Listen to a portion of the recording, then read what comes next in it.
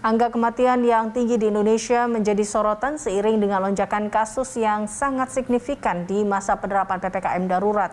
Penyebaran virus corona varian Delta yang lebih berbahaya serta tingginya angka kematian penderita COVID-19 yang menjalani isolasi mandiri akibat penuhnya rumah sakit disinyalir menjadi beberapa penyebabnya. Angka kematian penderita COVID-19 di Indonesia melonjak dalam beberapa pekan terakhir hingga menjadi sorotan WHO.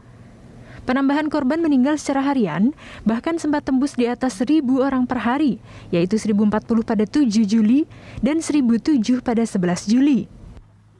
Lonjakan kasus yang memicu penuhnya rumah sakit di berbagai daerah disebut Ikatan Dokter Indonesia menjadi salah satu faktor penyebabnya.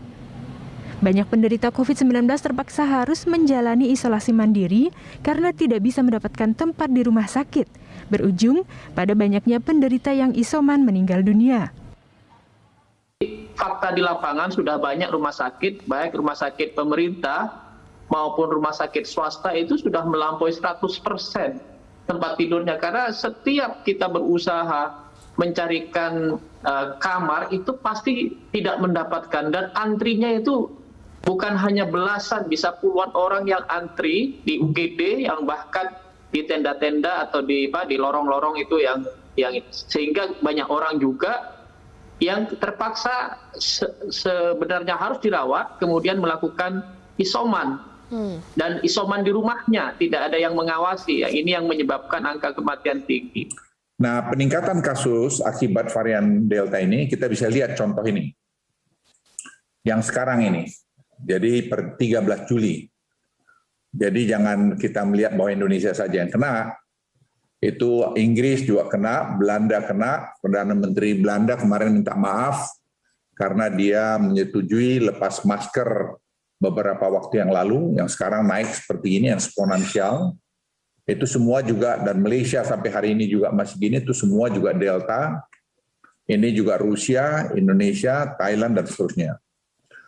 Amerika sendiri sekarang juga terjadi kenaikan luar biasa.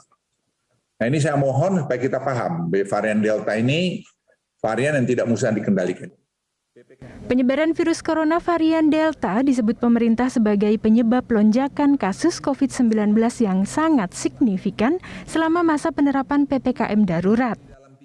Koordinator PPKM Darurat Jawa dan Bali, yang juga Menteri Koordinator Bidang Kemaritiman dan Investasi Luhut Binsar Panjaitan, menyebut hasil studi menunjukkan bahwa varian Delta mampu menurunkan efikasi seluruh jenis vaksin. Peningkatan kasus COVID-19 ini dominasi oleh varian Delta.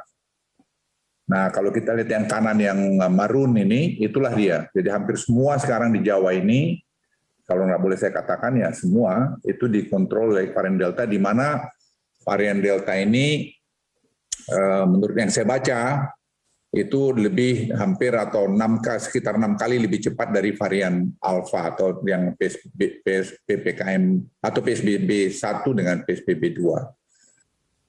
Sejak masa penerapan PPKM darurat pada 3 Juli 2021, dalam jangka waktu 13 hari hingga 15 Juli, angka kematian penderita COVID-19 telah bertambah lebih dari 10.000 orang. Dari total 60.027 korban meninggal per 3 Juli, menjadi 70.192 orang meninggal per 15 Juli 2021. Tingkat kematian akibat COVID-19 di Indonesia per 15 Juli tercatat 2,57%. Tim Liputan Berita 1, Jakarta.